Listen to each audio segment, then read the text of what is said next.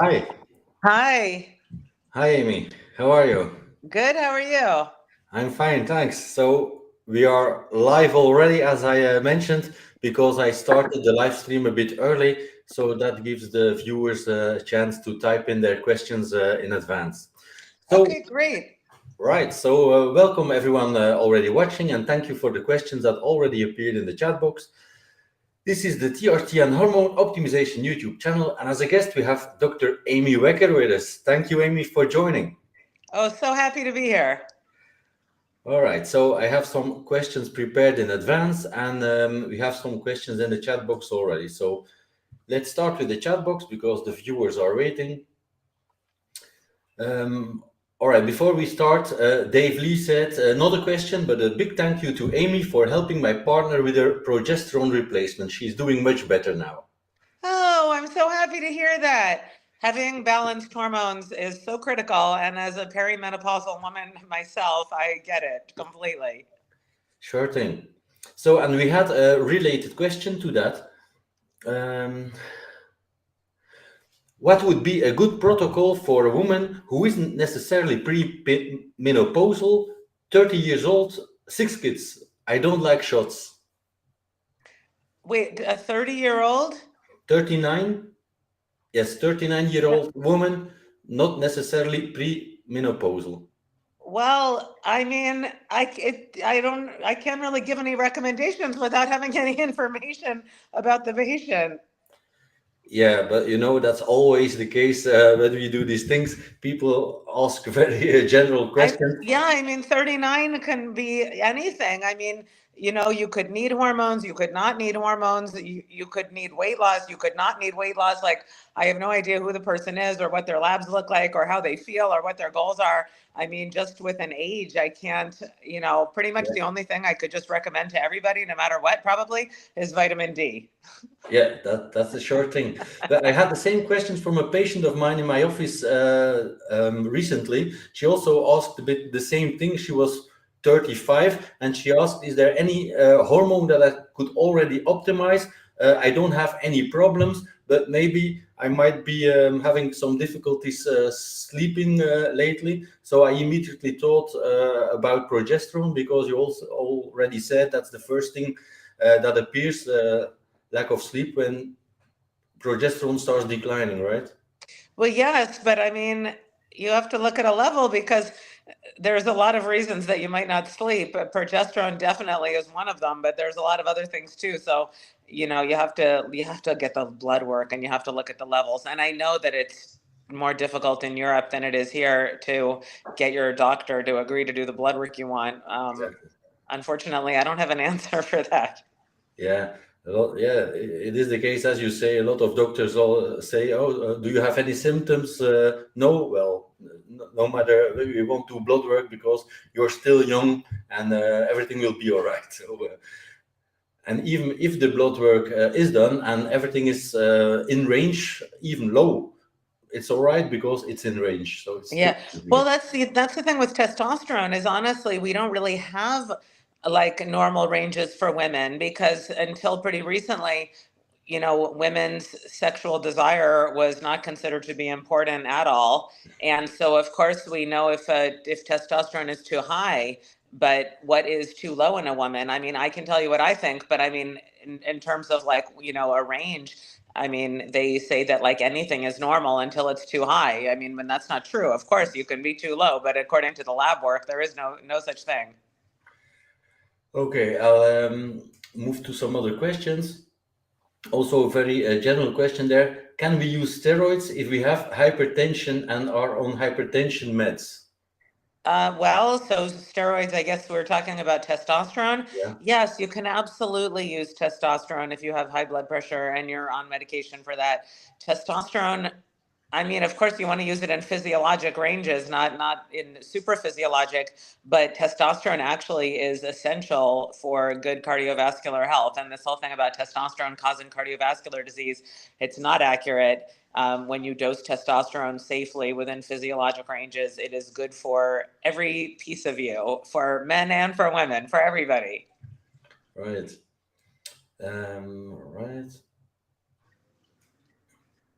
About thyroid, yeah, that's a question I already saw a few weeks ago under another video. Is reverse T3 clinically relevant to treat for optimal thyroid health? Mine is high, he says. Yeah, reverse T3 is relevant because T4, right, the inactive thyroid hormone, T4 can either get converted into T3 or it can get converted into reverse T3, which actually blocks the receptor. So if you have a high reverse T3, you want to take a look at what's going on, like what's going on with your lifestyle, with the supplements you're taking, with the food you're eating. And a lot of times when the reverse T3 is high, a lot of times you can fix it with a good quality thyroid supplement, not hormones, but like there's one from Pure Encapsulations that I like called Thyroid Support Formula.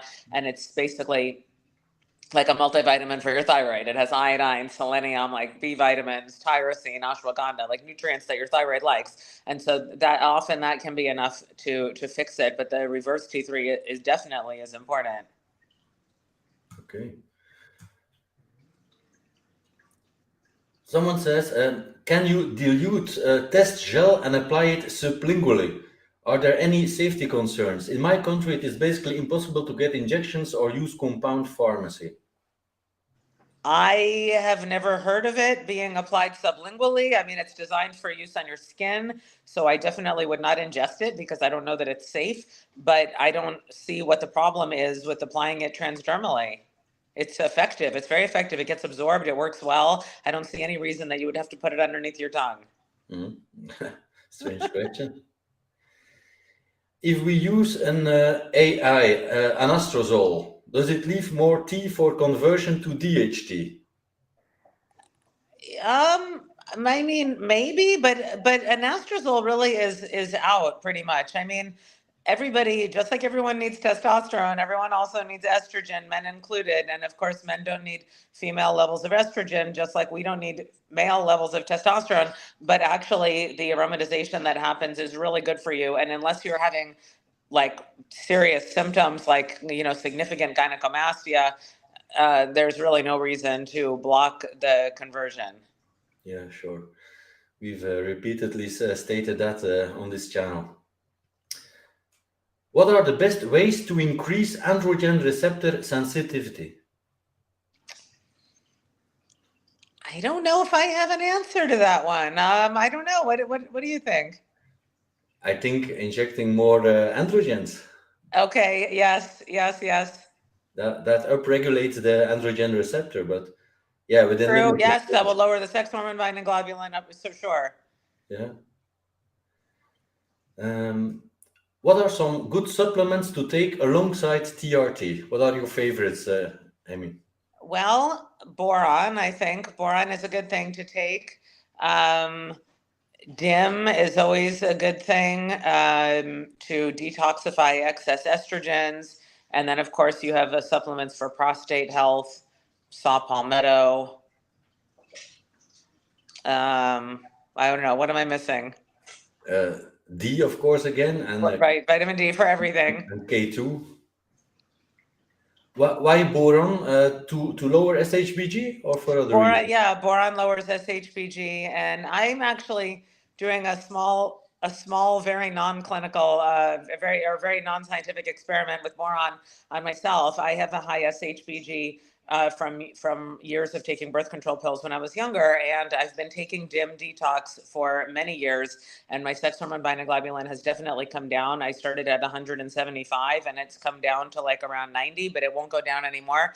And so I am actually taking 4 milligrams of boron daily, and I've put a few of my female patients on boron. Everybody gets DIM, and then I've put a few of my female patients on boron as well. So like I said, this is a very non-scientific study, but I am observing to see what happens with boron in females, because as far as I know, there's no data. And I've asked some professors of mine at conferences about boron, and everyone just kind of gives me a blank stare. So I'm trying to figure that one out for myself. Very interesting.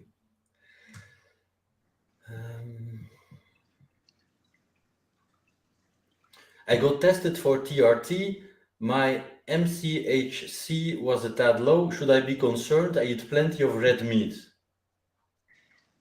No, I mean, I'd have to see what the value was. But, when you look at the labs, there's always going to be some little things that are slightly out of range. And for the most part, if it's very out of range, of course it's significant. But what a lot of times when I see like the MCV, MCHC, that stuff very slightly out of range, it's pretty irrelevant. Mm-hmm.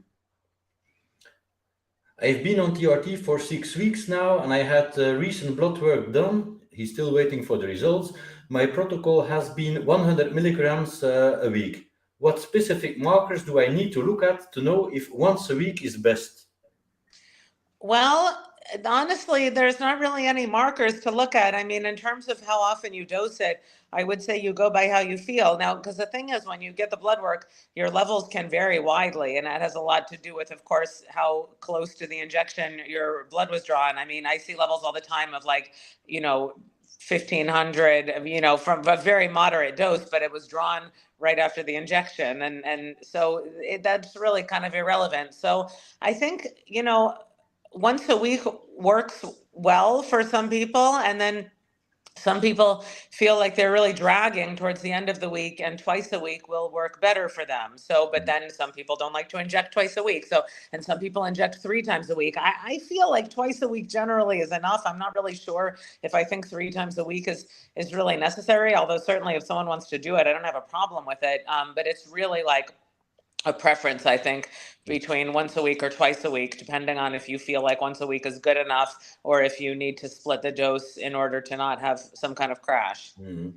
And how much you hate injecting yourself versus like not minding it. Yeah. That plays a role as well, because some people definitely don't want to inject themselves with testosterone 3 times a week. And it's a big needle, and Yeah.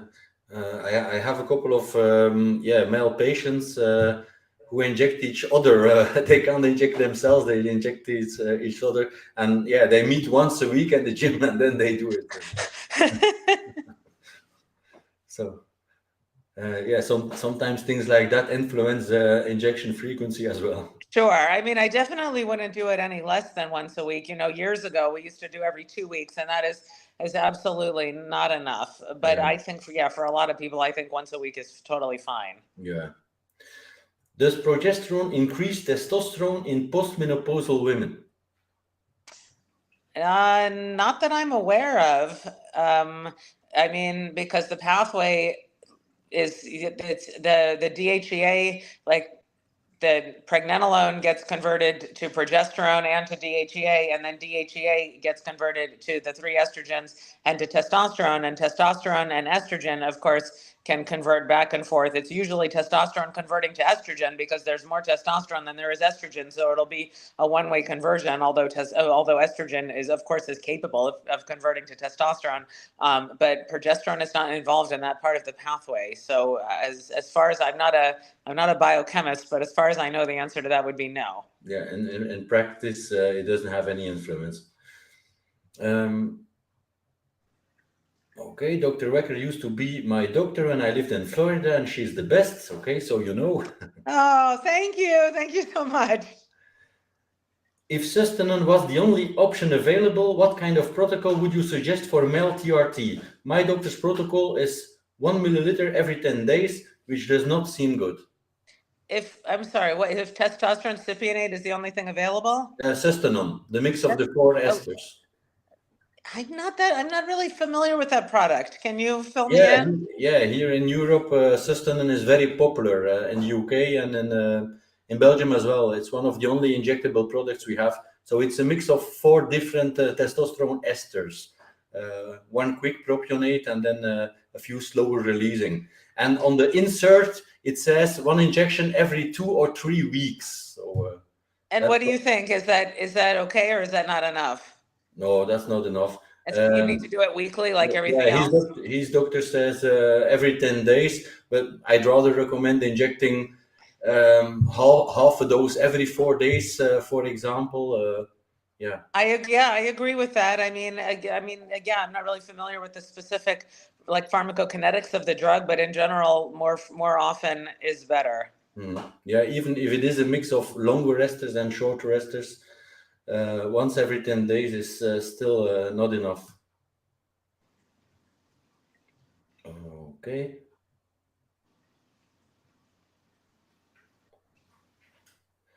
What problems implants as birth control could cause? Oh gosh. Yeah. So the implants for birth control, basically those are long-acting synthetic progestins, okay, just like the IUD is synthetic progestins. And they cause a lot of problems. So it's like I tell my patients, it's like the difference between eating an apple and eating a piece of apple flavored candy. So maybe you have like a similar flavor, but they're very different and they're doing very different things inside your body. And so with the synthetic progestins, they can have some progesterone-like effects, but you can also have a lot of side effects. It's going to basically suppress your natural production of progesterone, and you can have problems sleeping. You can have problems with your mood. You can have bloating, water retention, all kinds of stuff. I mean, I see women a lot with mood disorders from the synthetic progestins, and then the problem, of course, with like an implant or an IUD is that it's hard to take it out. The nice thing about using either, an oral, a topical, even an injectable is these things are temporary. Like if you inject something, you're not crazy about it. It's going to be out of your body in a few days. You take a pill, you don't like it. You don't have to take it again the next day, like easy peasy. You can adjust the dose almost immediately. And with IUDs and birth control and even like pellets, like when they're in, and it's it makes it a lot more complicated. I'm really actually against those things. Yeah, I know. We already made a video earlier about the best birth control method, so check out that video. It's also done by Dr. Amy Wecker. Let's see. Yeah. Is telmisartan suitable for prophylactic measures? For TRT purposes, of course. My doctor told me I'm too young for it and that it causes erectile dysfunction. Telmisartan. Telmisartan, like a blood pressure medicine? Yeah. It is recommended in the bodybuilding industry, and some people on TRT ask if it's as a preventative measure against high blood pressure and so on. Well, I mean, it treats high blood pressure, but if your testosterone is giving you high blood pressure, you're probably using too much testosterone and you need to back off. Those would be super physiologic doses. Yeah. So we agree most people won't need that, especially not in a prophylactic way. Will lowering your body fat on TRT increase your testosterone levels? Well, I mean, to some degree, because you're not going to have testosterone getting stored in the fat. But I mean, I guess it depends on how much fat you're talking about and how much testosterone. I mean, it would have to be quite a bit of fat, I think, for it to be clinically significant. Yeah. Does TRT increase LDL? My provider wants to lower my TRT because my LDL is high. I don't think so. I mean, I think with the LDL, that's really diet related, and you have to take a look at what you're eating. Yeah, I never heard that testosterone will influence those levels so No. much that it's clinically relevant. My urologist doesn't test SHBG on routine labs. Is that normal? I think it's important to test the SHBG because if it's too high, then it can really interfere with your absorption of testosterone because it's all going to be bound to the SHBG and your free testosterone could really be pretty low. So, and there's things you can do to bring it down. So I think it's something important to look at. And I mean, I don't know, you say routinely, I don't know that it has to be checked every 3 months, but I mean, you definitely have to check it, a couple times a year or once a year, whenever you're doing labs. Yeah.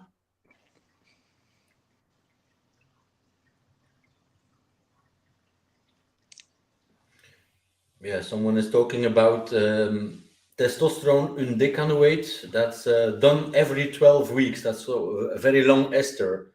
You have any experience with that? Probably not in the United States. No, I've heard of it, but I've never used it. I mean, I pretty much just use testosterone cypionate. Yeah, of course. Cheap, readily available, effective. But here in Europe, a lot of countries don't have testosterone enanthate or cypionate. They just have or the Sustanon, or in some countries just Nebido. That's the very long ester testosterone decanoate or undecanoate. Yeah. Oh, interesting. And that's recommended every 12 weeks, one injection every 12 weeks. Crazy. You don't think that's I don't know much about it. Like I said, I've heard of it, but we don't really have it here. And you think that that's not often enough. Yeah. Yeah, no. No. You better split up the doses and inject a little bit every week, even if it's a long ester. And someone asked, "Hi, I am on Nibido. That's that product right now for 3 weeks. Forehead acne is bad, and I have a slight edema in the ankles. Otherwise, everything is great. Should I worry about the acne?" Well, it's like the implants. You have injected a whole bunch of testosterone. Now that dose is in for probably for 12 weeks. That's a massive dose, and yeah, you can't stop it now. Yeah, no, you have to just wait it out and get on a good skin protocol. Yeah. You'll never have to worry about acne, of course. But acne is influenced by hormonal changes. So the more regularly you inject, the better it is for acne in general. So infrequent injections is the worst thing you can do for that acne. So how does TRT affect dopamine?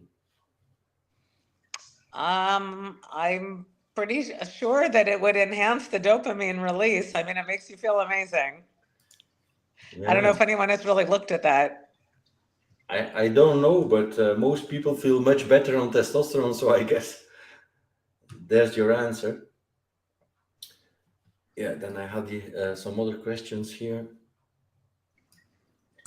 Someone says, "Hi guys, I just turned 26. I have a decent frame, eat pretty clean, and lift pretty decent for a natty. Although I want to start taking TRT, for the last 4 years I did lots of drinking and drugs. I'm sober now, but I feel like my body doesn't keep up with cutting and building. I feel very tired and fatigued, but I force myself up and get to work. I lack motivation and I have to watch motivational stuff to get me going, plus caffeine. If you have any advice, I'd highly appreciate it." Yes, my advice is to find a functional medicine doctor and to have a comprehensive set of labs done so you can find out exactly what is going on before just taking a guess and starting steroids that you may or may not actually need. Yeah. Sounds the right thing to do. Find a good provider and find out what's going on. What are the best supplements, maybe peptides, that you can recommend for longevity? For longevity, well, vitamin D, of course, omegas. In terms of peptides, I mean, probably, a growth hormone releasing agent. I mean, I don't know if that's really for longevity per se, but definitely to increase your health span while you are alive, some kind of growth hormone releasing agent like ipamorelin. And let's see, what other supplements? An NAD precursor, either NR or NMN. I think those are great things to take. Nitric oxide, it's a great supplement. What else should I take for longevity? Coenzyme Q10. There's so many, but Yeah. there's a few. Yeah, I have no experience with NAD plus or MNM. Oh, really? So, well, I don't know what you can get there. So I take something called True Niagen, which is NR. And then at the Medical Health Institute, we sell a powdered NMN, which is excellent. So like NMN is the direct precursor to NAD plus, and then NR is right behind NMN. And I think there's a bunch of good products on the market. And those are great because, well, if you want the explanation. So basically, much like we have organs in our body, right? Like the heart and the lungs and the liver, every cell in the body has tiny little organs, and we call them organelles, little baby organs. And one of the organelles that's present in almost every cell in the body are the mitochondria. And mitochondria are basically the motor of the cell. And so inside the mitochondria, there's a biochemical reaction that spins around and around. And you may remember this vaguely from high school biology, the Krebs cycle. And so in the Krebs cycle, basically you feed it molecules of something called NAD plus, and then it spins around and around. And on the other end, it spits out something called ATP, which fuels the cell. And So the mitochondria basically provide energy to the cell, and of course the cell needs energy to survive and to thrive. And so as we get older, much like everything else, the health of the mitochondria decline, and so we can fuel the mitochondria by providing more NAD plus, and so you can get more NAD plus by giving one of the precursors. Okay. As I know, so there's really no other way to explain it. So, but that is something actually that I do take almost every single, like with most of my supplements. To be honest, I take them, a few days a week. But I do take my True Niagen every day. Okay, very interesting. Again, what are your recommended supplements for cardiovascular health, primarily heart failure? Well, heart failure. I mean, I think a big thing for cardiovascular health is nitric oxide because that really nourishes the endothelial lining of the blood vessels, and so that is critically important. And then in terms of this your specifics on your heart failure, I mean, I would have to again know more about what's going on, but I think that nitric oxide is a really good one. Do you always recommend resistance training with TRT, HRT, or can one do without?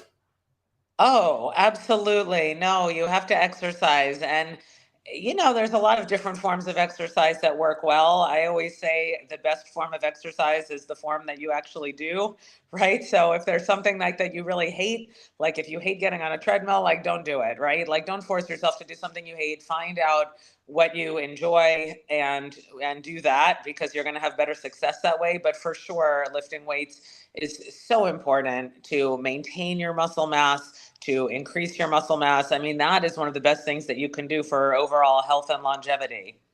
Do you know that when you're over 85, one single day in a hospital bed, you can lose 5% of your muscle mass? That is crazy. And so the older you get, the more it is really important to maintain your muscle mass, not just for appearances, although of course we all want to look good and that's fine, but that is your currency to protect you against completely falling apart as you age.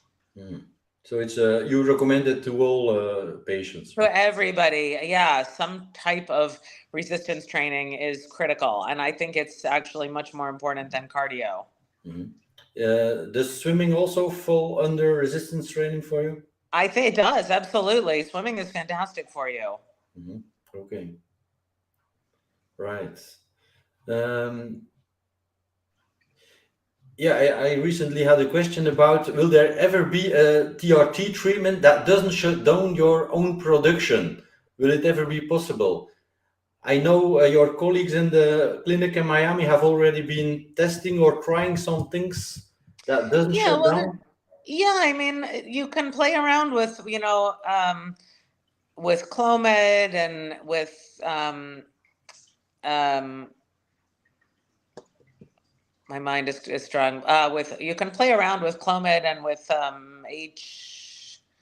HCG, yeah. HCG, and I mean you can preserve fertility that way, but I mean the body is always going to strive for homeostasis, right? Which means that the body wants everything to be pretty consistent. So if you are taking a bunch of testosterone, your own production is going to decline. But honestly, like I only give testosterone to people who need it. So there's two very different scenarios here, right? So one scenario is like your testosterone is low and you need testosterone replacement, and then it's not really a concern about your own testosterone production shutting down because you're not really producing much testosterone, which is why you need it, right? And the other scenario is that you have less super healthy testosterone level and you're just trying to augment that for bodybuilding purposes. But I'm against that. I mean, if you have a nice, normal, healthy testosterone level, just enjoy it. There'll be plenty of time for a testosterone replacement once you get older and your testosterone levels decline. Yeah, sure thing. Yeah. Yeah, it's always a concern for a lot of men. Is there any way that you don't shut down your own production, but your own production is insufficient? But yeah, it is TRT, so it is a replacement after all. It is. It is. Are there any supplements that create new arteries? Well, I mean, exercise. Yeah, there's angiogenesis, you call it. Yeah. Yeah, exercise. I think nitric oxide can help. hmm Yeah, no, I don't know of any supplements especially doing that. What are your thoughts about fenugreek and tribulus? I'm not super familiar, but I know that some men do find them really helpful for their libido and to aid natural testosterone production. Certainly, I don't think they're dangerous. I don't have anything against them. Mhm. But they surely can't replace TRT when your own production is insufficient. Yeah, no, It no, will no, no, not be enough to boost that. no. What are your thoughts on ashwagandha? Have any experience with it? I love ashwagandha. Yes, I do actually. Ashwagandha, it's in my thyroid support formula, so I take a little every morning, and then I take it almost every night at bedtime. Ashwagandha is an adaptogen, so it really helps the body deal with stress. I think it's wonderful. Hmm. Yeah, I had a related question because I recently saw someone, yeah, a 40-year-old lady, and she's all burned out. She can't work anymore. She's stressed. Her cortisol levels were very high because we did a blood analysis, and her progesterone was really low, but she didn't take anything yet. Yeah, what could you advise someone who's all burned out? Start ashwagandha? I would give her some ashwagandha. The thing is, like, she's lucky that her cortisol levels are high, so she's not completely burned out, because completely burned out is after that when your cortisol levels drop, and then actually you may need to replace with cortisol, which would be, of course, like a last resort. But she's still at a point where she can salvage her adrenals. So I would definitely put her on an adaptogenic blend. There's one from Pure Encapsulations that I like called Cortisol Calm, and it's a blend, but there's different adaptogens: ashwagandha, rhodiola. But honestly, really the only thing that you can do for stress is manage your stress. We have pills for a lot of things, but for stress, you have to do some mindfulness practices, yoga, meditation, um, maybe some ketamine. I don't know if you have ketamine in Europe, but that is a powerful tool to really rewire your brain. But you have to change your lifestyle. That is the only thing you can do for stress. Mhm. Ashwagandha is wonderful, okay, but it only goes so far. Yeah, yeah. I have no other options to add there. Yeah. Um, yeah, we have some questions in both chat rooms here. Okay, I'm losing my hair on TRT. How many dutasteride pills should I take for the week?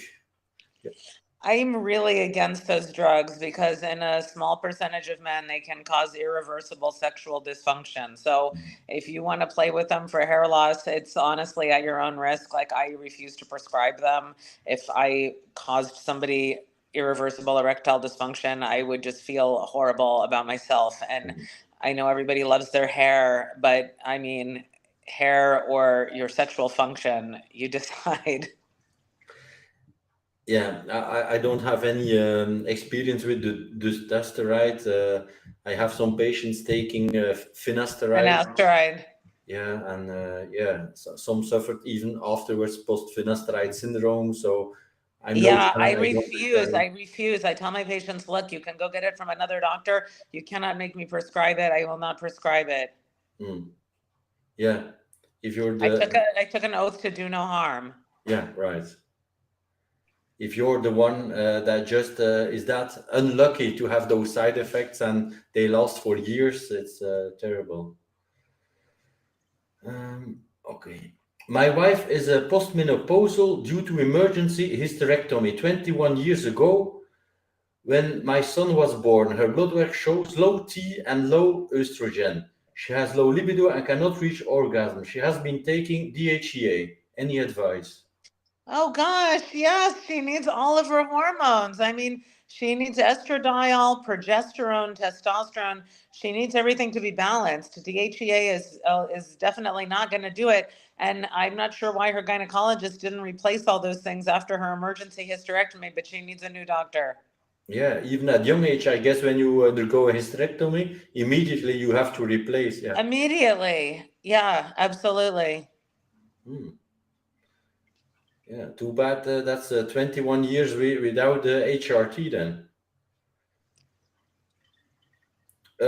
Is there sometimes a point in taking DHEA for a woman instead of estrogen or progesterone? So no, I mean, yes, of course, there's a point to taking DHEA, but it absolutely does not replace your other sex hormones. So of course, as we get older, we lose our DHEA, and of course, you need to take DHEA, okay, because it has a lot to do with your resilience to stress and your overall sense of well-being. And you're a patient with a high cortisol, like maybe would need some DHEA. But I mean, DHEA is not a substitute for your other sex hormones. You need them all. Mm, okay. Yeah, because I know in men it's the same thing. Some men always start when they're having a low testosterone, start just taking a DHEA, but that's It's rarely not going to do followed. it. No, I mean, it's part of the full complement of balanced hormones for sure. But just because you can buy it over the counter and it's easy, I mean, it is not going to replace the other things. But the underlying thought probably is that DHEA will convert downstream into the other sex hormones. Yeah, I mean, it does, but I mean, it's not enough at all. Mm. Okay. What are your thoughts on increasing DHT on TRT, and what are some ways to do so aside from using the creams? DHT, I mean, you're going to naturally just get some DHT from your testosterone. Yeah. I don't know that there's really anything else like specifically to do. Yeah, we had recently another live stream with Dave Lee, and there the question was the opposite. How can we block DHT without using finasteride while taking TRT? And now people want higher Right. DHT on The this. thing is, like, a lot of these things, like, you can only do so much. I mean, you can only pick and choose just a certain extent. And then some of these things just come as a bundle, and it is what it is. Mhm.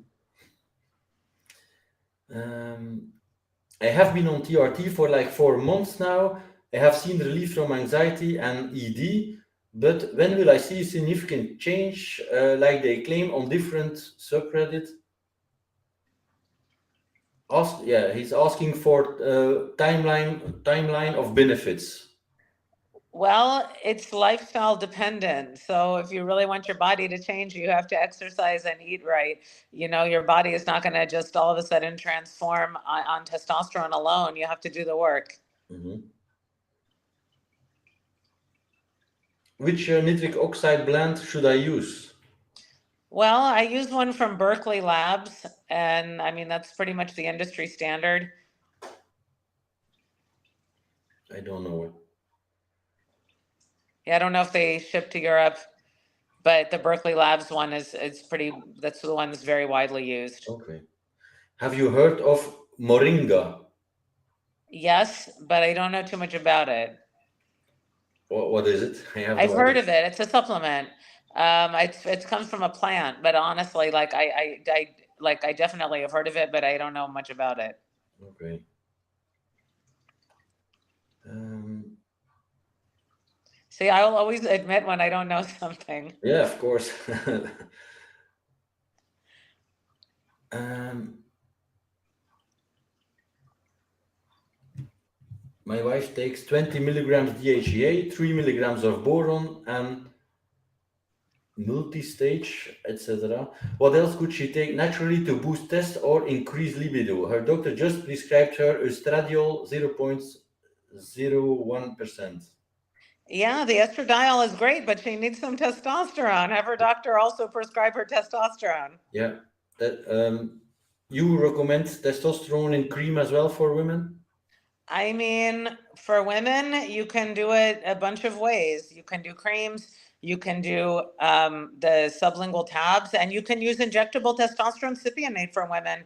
It's totally fine. So if you're going to use injectable testosterone cypionate for women with the 200 milligrams per milliliter, I would start probably with 10 milligrams per week, which would be 5 units.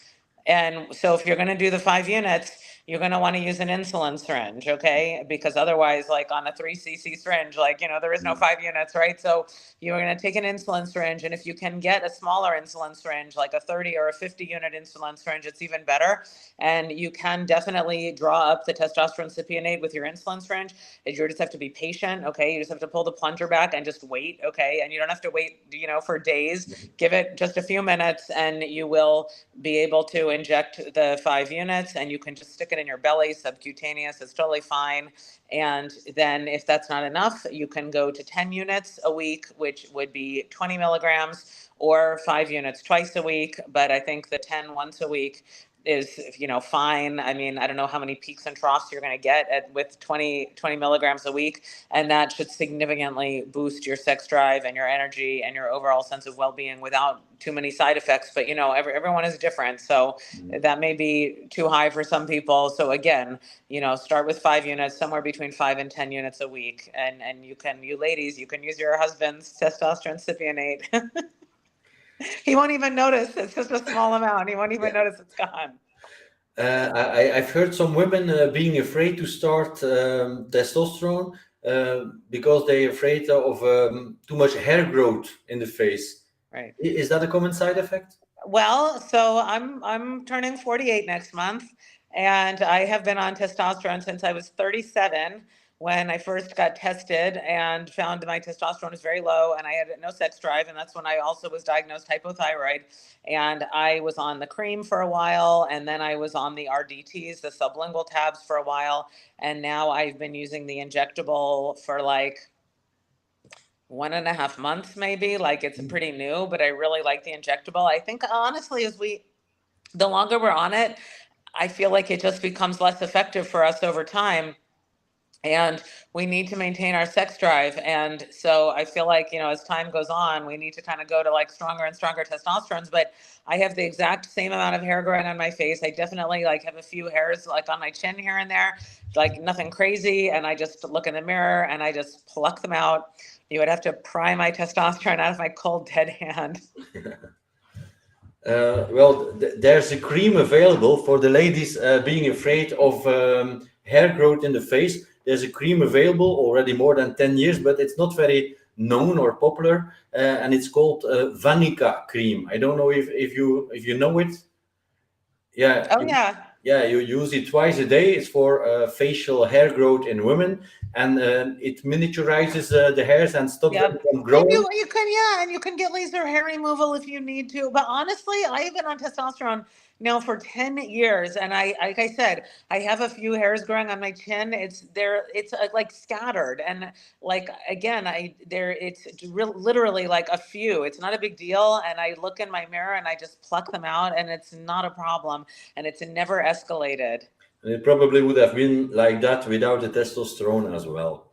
So no worries.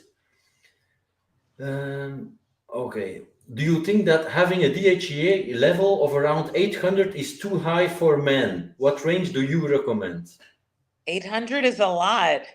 Yeah. I mean, again, like I know some, like I can only go by like how we measure it in America, because I know the systems are different, but 200, 300, maybe 400. I mean, that's it.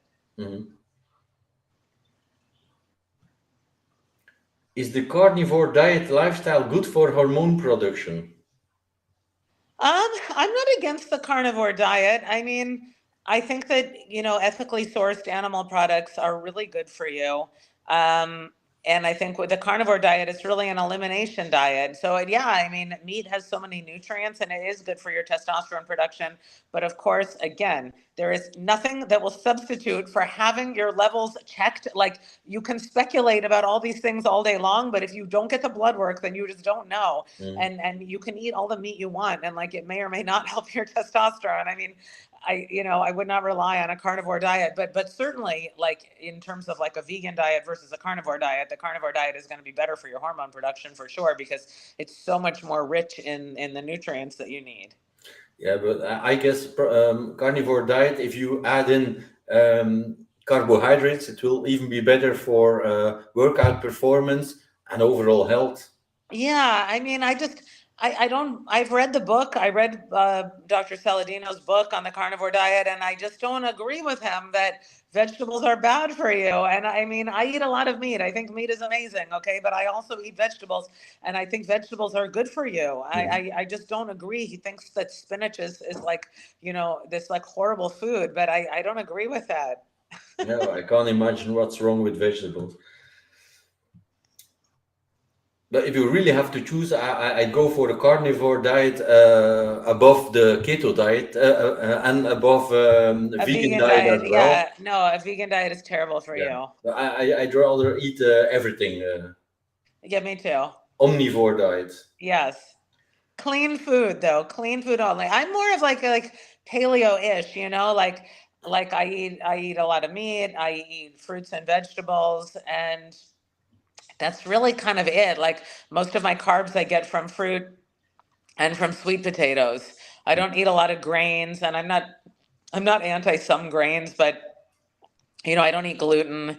I don't eat gluten. I don't really eat dairy, and I'm not saying 100% no dairy, but I don't buy it. Mm. And I do eat, I guess, more closely to a paleo diet. Mm. Here in Europe, especially in France and Belgium, people eat a lot of bread. Well, it's Morning. different there, but the gluten is different. And I think that gluten is okay in France, and in Belgium. But here the wheat is very high gluten, and it's very, very aggravating to the immune system. It's very pro-inflammatory. And what I tell my patients actually is hey, when you go to Europe on vacation, eat whatever you want, don't worry about it. But when you're in this country, America, you cannot eat the gluten. And why is that? Another kind of grain that's being cultivated? I'm just not a big fan of grains. I mean, if you want to eat grains, I'm not really opposed to oatmeal or to quinoa, but I personally just do sweet potatoes, regular potatoes, vegetables, fruit. Mhm. Um, Again, does Brazilian nuts increase testosterone? Brazil nuts are high in selenium, which is Yeah. good for your thyroid. So I mean, and having optimal thyroid function, of course, is going to help your testosterone. So maybe like in a very, very indirect way. Yeah. Well, having more selenium for most people is a good thing. Yeah. Does Wellbutrin lower prolactin? I am not sure. Me neither. I'm not sure. I would have to look it up, which I can't because I'm on my phone now doing this interview.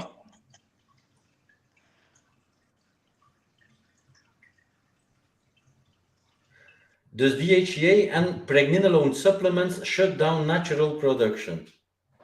Again, like you take DHEA and Pregnenolone when your levels are low, and you should have a blood test done before you take those things because you may or may not need them depending on what your blood levels are. So if your levels are very low, then you take it to replace them, and then it's irrelevant about your own production because your own production is minimal. Yeah, we have a great two-part DHEA and Pregnenolone course on this channel made by Dave Lee. It's excellent explanation about everything. So be sure to watch that. What are your general recommendations for anti-aging protocol? So take the longevity products, and next to Yeah. that, resistance training. Yeah, resistance training, healthy, clean diet, surround yourself with people that you love, try to get rid of your toxic emotions, meditate regularly, practice forgiveness, practice gratitude, and take a growth hormone releasing agent like ipamorelin. Okay. So the last one that really helps for anti-aging. Yeah, I mean, because we produce mass quantities of everything until we're about 25, and then everything starts to slowly decline. The only hormone, unfortunately, that increases with age is cortisol, Mhm. which is like the last thing that we want. But everything else declines. And so one of the things that declines is growth hormone, and growth hormone really is the fountain of youth. And you can use growth hormone, but you have to be very careful with it. I think a safer alternative is to use peptides that enhance the production and release of your own natural growth hormone. So what we use is a combination of ipamorelin and CJC 1295, and it's a pretty standard product here. I don't know if you can get it in Europe or not, but that's not what we use easily and here. not legally, no. Oh no, can you get growth hormone? No. Well, I'm sorry. No. Come visit us in America. We'll send you back with some. Yeah, even taking it back here will be an illegal action as well. Eh? Yeah. Now, one doctor here can only prescribe it for teenagers with growth problems. Yeah. Yeah. So it is on the market, but yeah, it's only on the market for that indication. So you can't even prescribe it for longevity reasons, really. Almost there.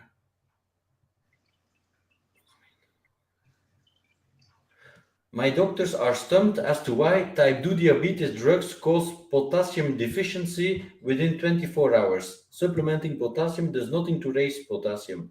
What would be the most likely reason? I mean, which I'm not aware of any diabetic drugs that drop potassium. I mean, I would have to really do an in-depth look at that particular person's labs and medical records and everything. Difficult question. Do peptides increase growth hormone to any significant amount? I heard the growth hormone releasing agents, absolutely, yes. He says, I heard it's only very mild. No, that's not true. Okay. They're potent. They're amazing. Mm-hmm. Yeah, I have no experience with it, obviously.